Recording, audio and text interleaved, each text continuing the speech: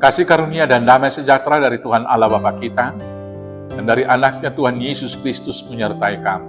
Amin. Selamat pagi saudaraku. Mari kita mendengarkan firman Tuhan untuk meneguhkan kita melakukan tugas pekerjaan hari ini, yaitu dari Injil Yohanes pasal 1 ayat 16. Tapi saya akan bacakan ayat 14 sampai dengan ayat 18. Demikianlah firman Tuhan. Firman itu telah menjadi manusia dan diam di antara kita, dan kita telah melihat kemuliaannya, yaitu kemuliaan yang diberikan kepadanya sebagai anak tunggal Bapa, penuh kasih karunia dan kebenaran. Yohanes memberi kesaksian tentang dia dan berseru katanya, "Inilah dia yang kumaksudkan ketika aku berkata, kemudian daripadaku akan datang dia yang telah mendahului aku, sebab dia telah ada sebelum aku." Karena dari kepenuhannya, kita semua telah menerima kasih karunia demi kasih karunia. Sebab hukum Taurat diberikan oleh Musa, tetapi kasih karunia dan kebenaran datang oleh Yesus Kristus.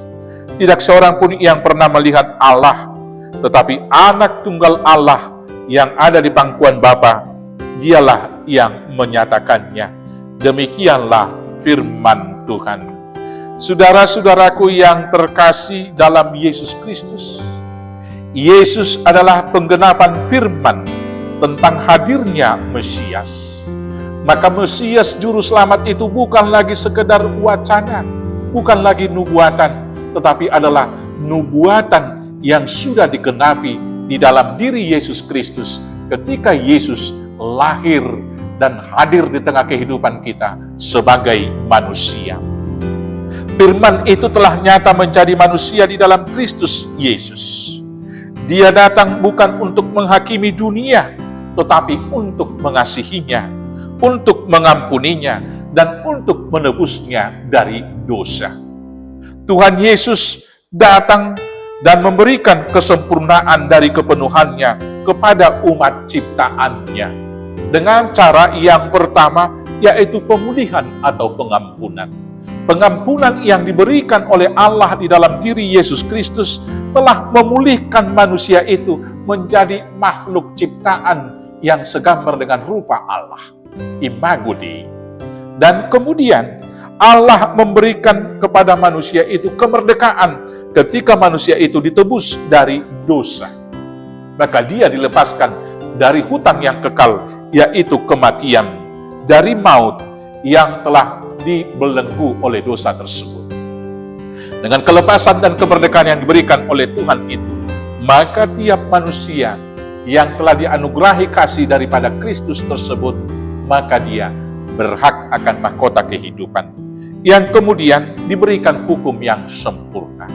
Dalam menjalani kehidupan di dunia, hukum Musa adalah menjadi cermin bagi orang-orang yang mengikuti hukum Taurat itu untuk mengetahui mana yang baik dan mana yang buruk. Tetapi lebih sempurna daripada itu, kehadiran Tuhan Yesus memberikan jalan yang terutama, yaitu mengasihi Tuhan dan mengasihi sesama. Dan dengan cinta kasih, maka hukum Taurat itu boleh disempurnakan. Yang kemudian, kedatangan Tuhan Yesus menyatakan bagi kita tujuan akhir daripada kehidupan itu. Bukan dunia ini saja, tetapi kita berjalan menuju kepada Yerusalem yang baru. Dan dalam proses perjalanan itu, Tuhan menganugerahkan berbagai-bagai karunia bagi kita.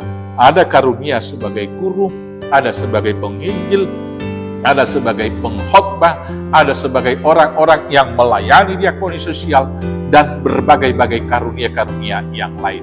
Semuanya itu diberikan dari kepenuhannya. Maka kita yang telah menerima anugerah Tuhan Yesus harus mewujudkan itu di dalam manusia yang nyata, supaya dalam berpikir, dalam berkata, dan dalam berbuat kita meneladani Kristus Yesus dalam kehidupan keseharian. Dengan demikianlah nama Tuhan dipermuliakan dan hidup kita menjadi berkat. Selamat menerima karunia dan memakai itu dalam kehidupan keseharian untuk kesaksian kemuliaan Tuhan Yesus. Tuhan Yesus memberkati. Amin. Kita bersatu dalam doa.